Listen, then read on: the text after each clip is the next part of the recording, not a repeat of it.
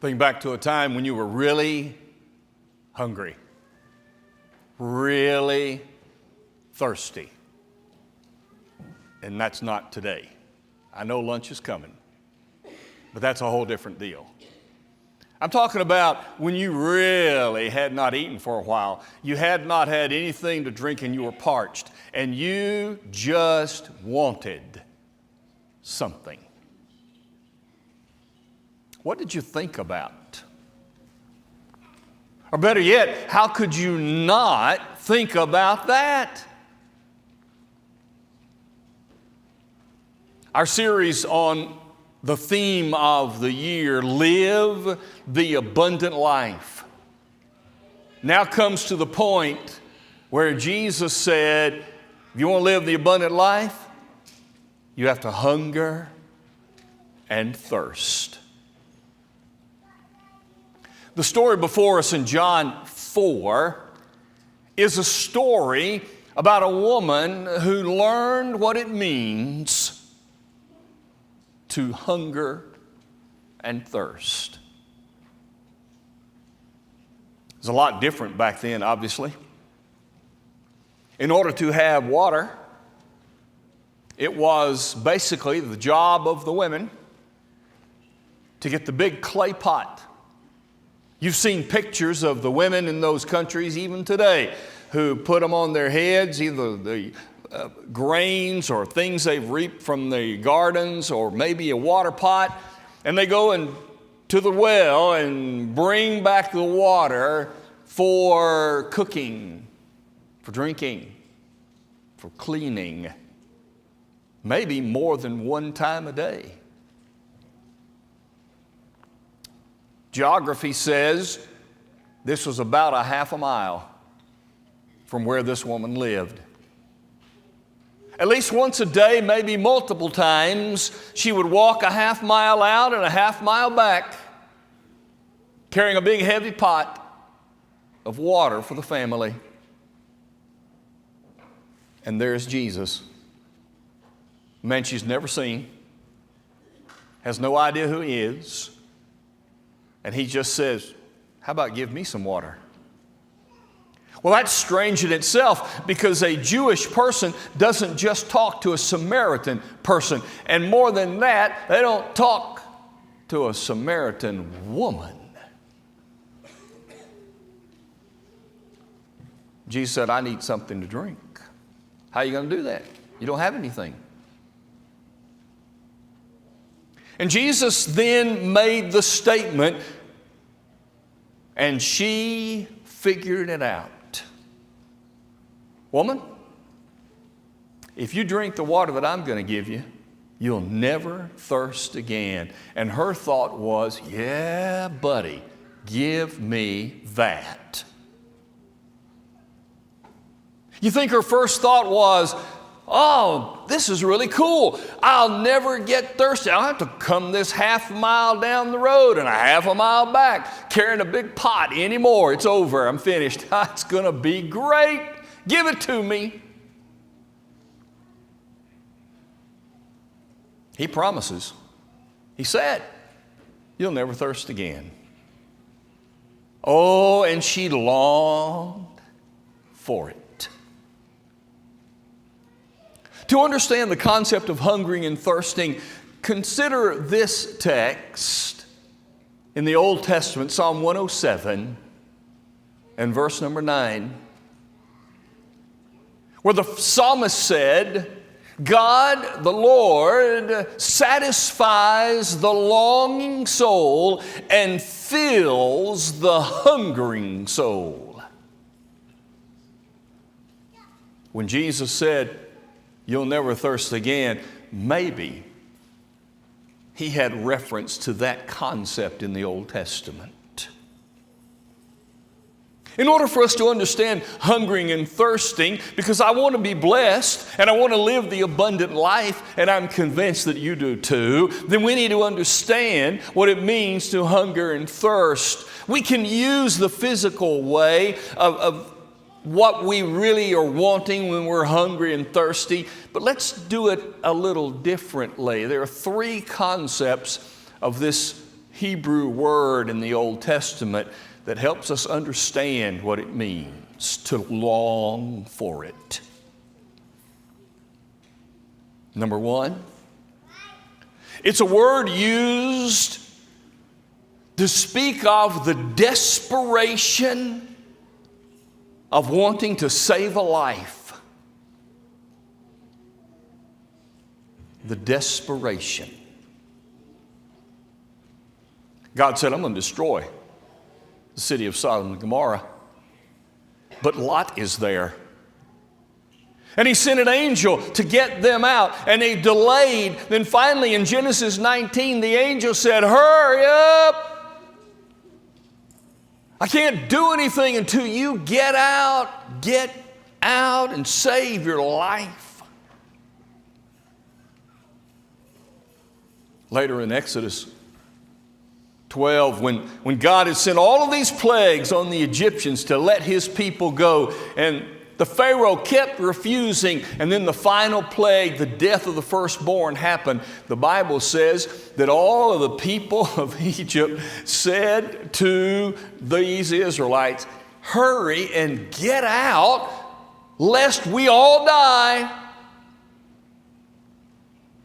It was a desperation to save a life. And that's what it means to long for something. There's also the urgency to make something happen. You remember when Joseph, who had risen to be second in command in Egypt, and his brothers came to see him, they didn't know him.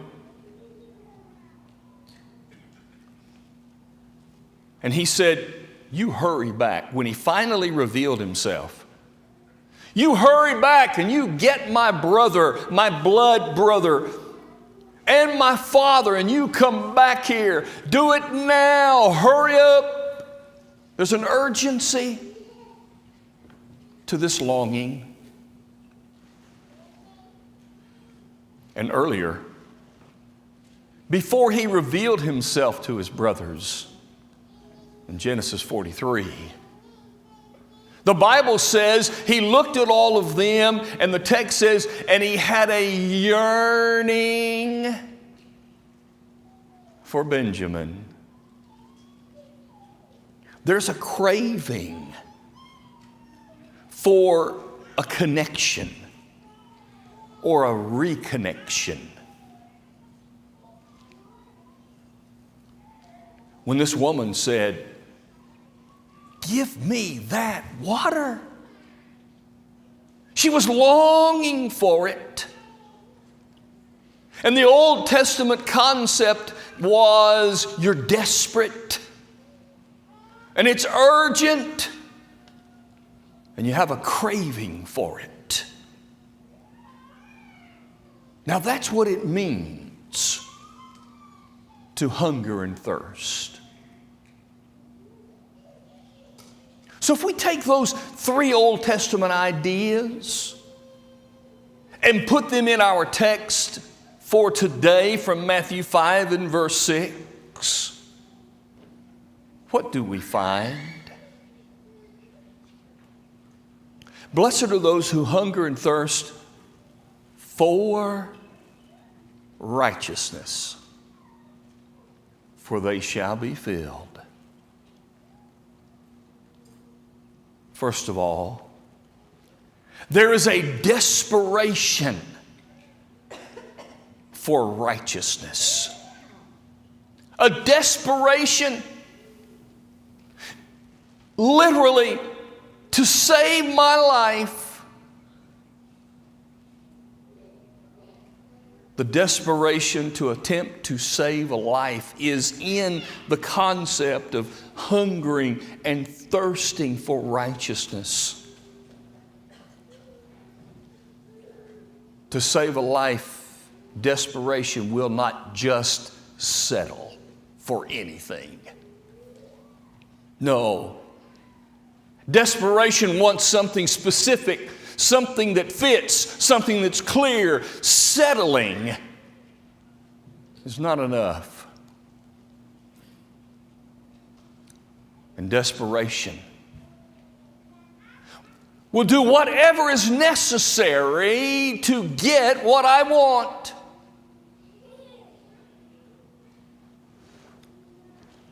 It has the image in my mind of the mother who can move a car enough to get it away from her child. Therefore, the unassailable obstacles, I don't have any. I'm desperate. I'll move that car. When Jesus said, hunger and thirst for righteousness, He said, you be desperate, like you're trying to save a life.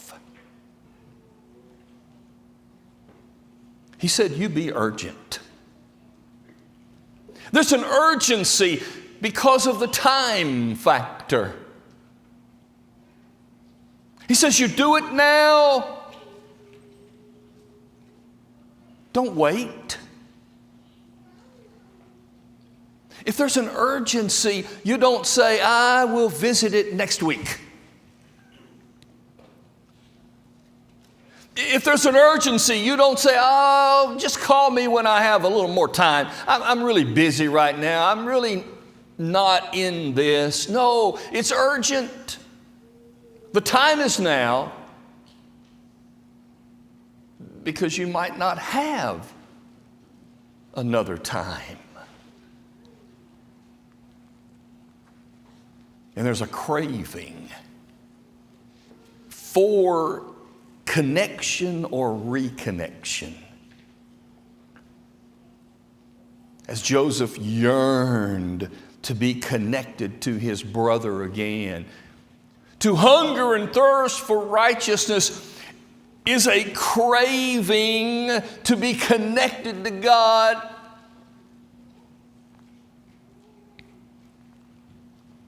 A craving says, I want what I don't have. And that craving just takes over because a void has been created. And you want to fill it.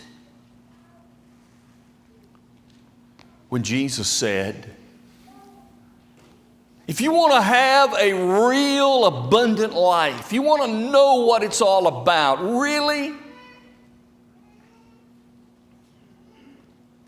then you need to have a desperation and an urgency and a craving for righteousness.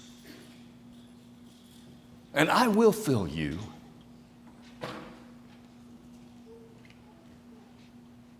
I think you have it. I think we have it in varying degrees.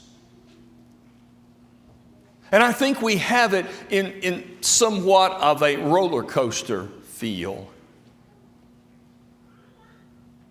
There are times when I'm on a spiritual high and I just want more and more. Give it to me, man. I'm hungering and thirsting for righteousness. And then life kicks in and I don't hunger as much. Maybe you felt the same thing.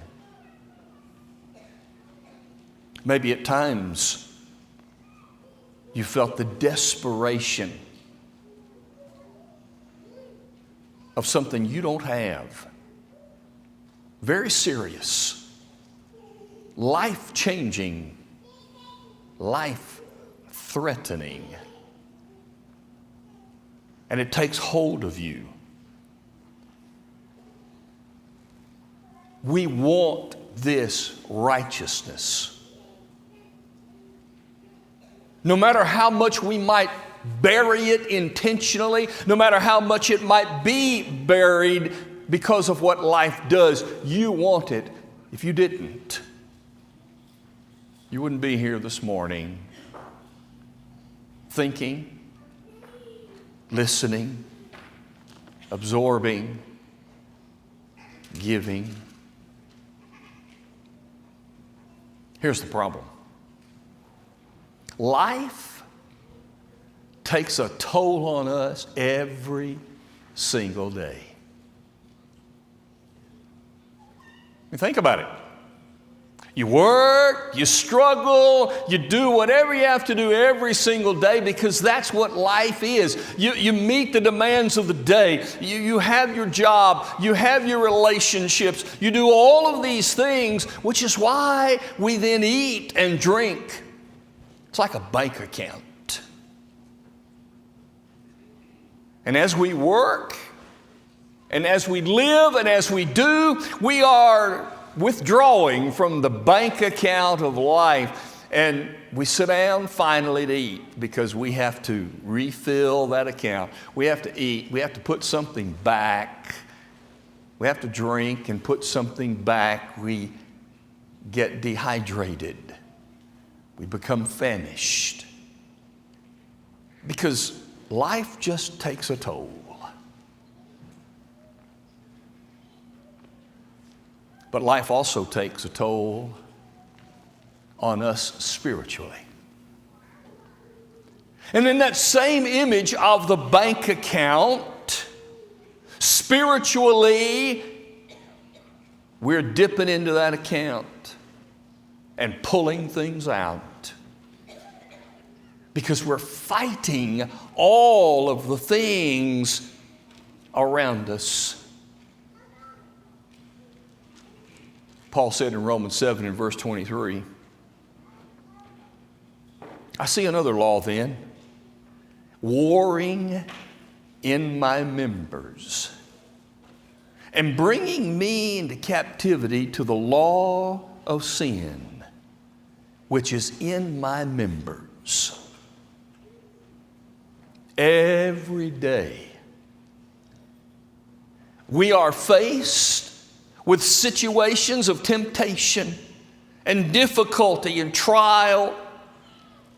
And as we face it, we're dipping into that bank account and we're pulling something out to battle, to fight,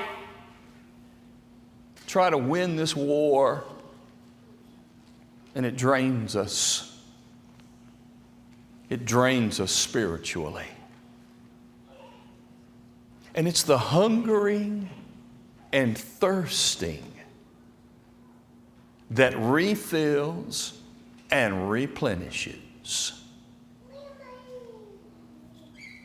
The psalmist said in Psalm 42, my soul longs for you as in a dry land. Chapter 63 and verse 1, my soul hungers and thirsts for you like a thirsty land. Also in Psalm 143. The psalmist said, because every day wears me out spiritually. Every day beats me down spiritually. I long for you. There it is. Like a thirsty land longs for water. You've seen parched ground. Think about it.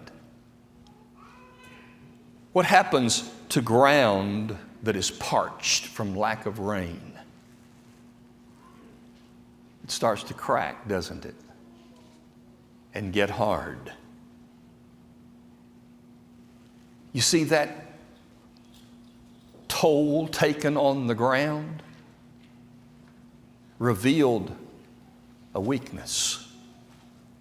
Exposed to crack, hardened. Spiritually speaking, that can happen to us. Because of all that happens every day fighting this battle can expose cracks and weaknesses.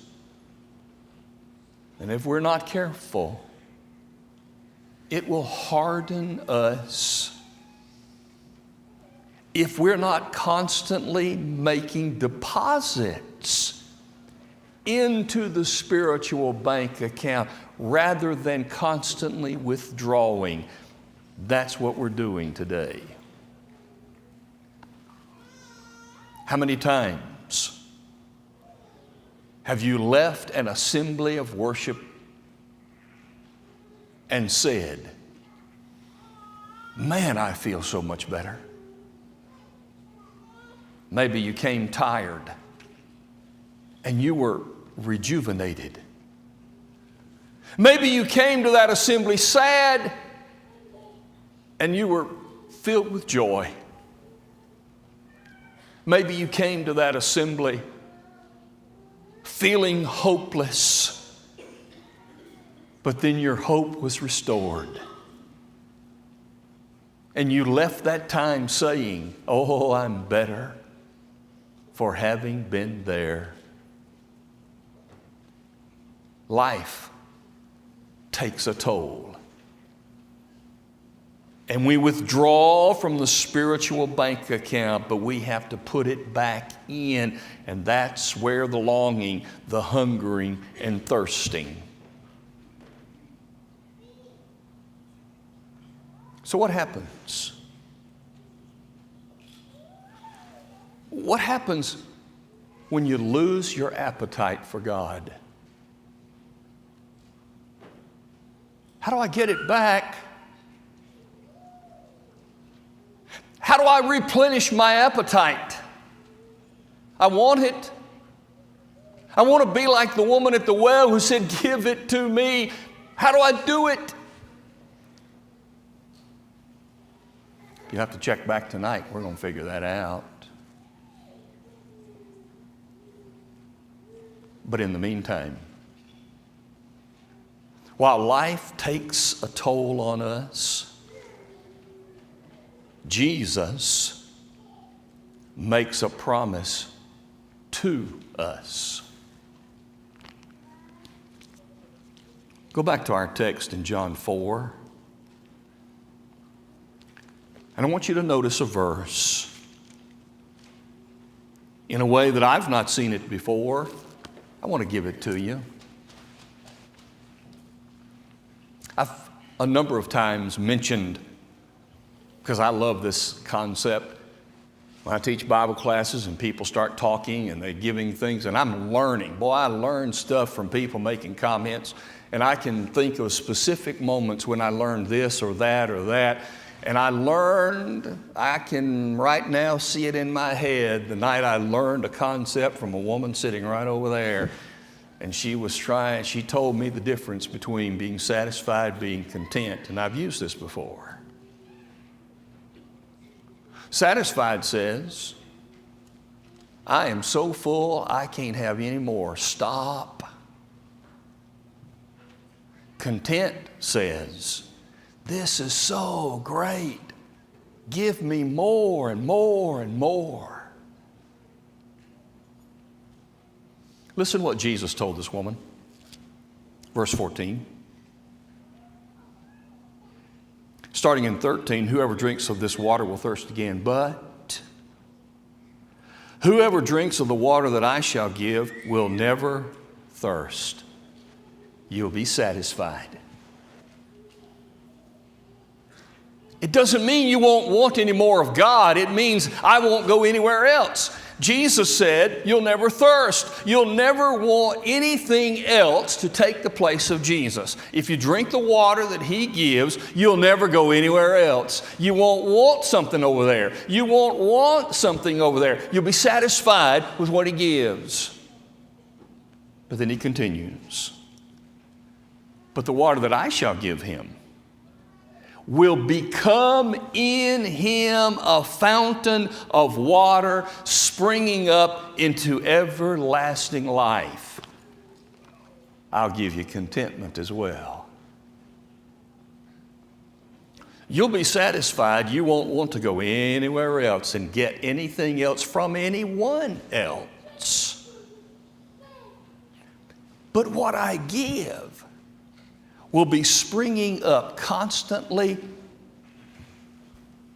giving you more and more, you desiring more and more. You will not only be satisfied, you will also be content. Because when our longing for righteousness really kicks in,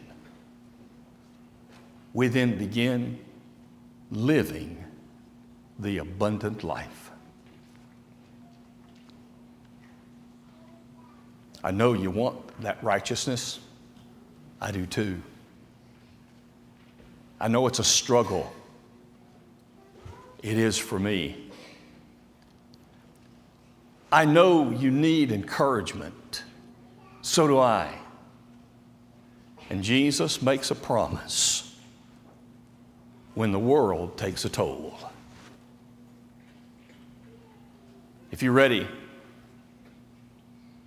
to let Jesus fill your life, springing up into a real sense of satisfaction and contentment, when you decide to obey Jesus, submissive in baptism for the remission of sins, when you decide to be more faithful, that's the journey you'll be on. Can we help you find that journey today? Meet our shepherds as we stand and sing together.